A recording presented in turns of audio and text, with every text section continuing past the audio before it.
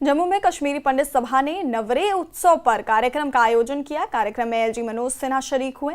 यहां अपने संबोधन में एलजी ने कहा कि पीएम पैकेज के कर्मचारियों को अन्य स्थायी कर्मचारियों की तरह लाभ देने का प्रयास किया जा रहा है। एलजी ने कहा कि वो चाहते हैं घाटी में कश्मीरी पंडित लौट आएं, इसके लिए प्रयास जारी है।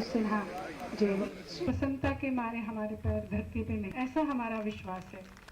सुपरन्यूमरी पोस्ट बना करके जो पीएम पैकेज के एम्प्लॉइज थे उनके प्रमोशन कर दिए गए। जो नॉन गजेटेड थे वो भी जो गजेटेड में जिनको होना था वो कर दिए गए। एक बात आपने उठाई है, मैं टुल्लू साहब से बात कर रहा था।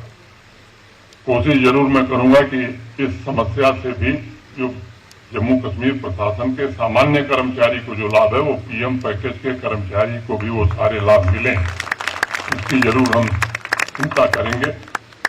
जहां तक कश्मीर में रहने और बसने का सवाल है, मुझे लगता है कि ये काम दोनों तरफ से होना चाहिए।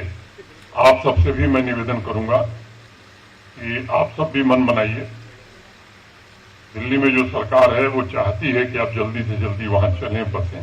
उसके लिए जो वातावरण है वो बनाने की कोशिश की है और बेहतर वातावरण बने इसका प्रयत्न हो रहा है। जो अवरोध आएंगे उन अवरोधों को निश्चित रूप से समाप्त करने की हर संभव कोशिश की जाएगी।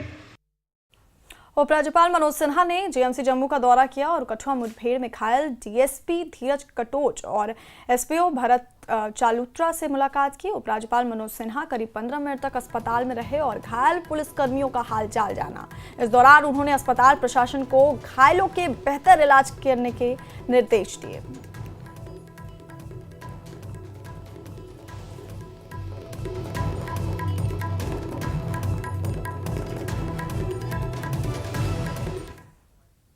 नवरात्र पर्व का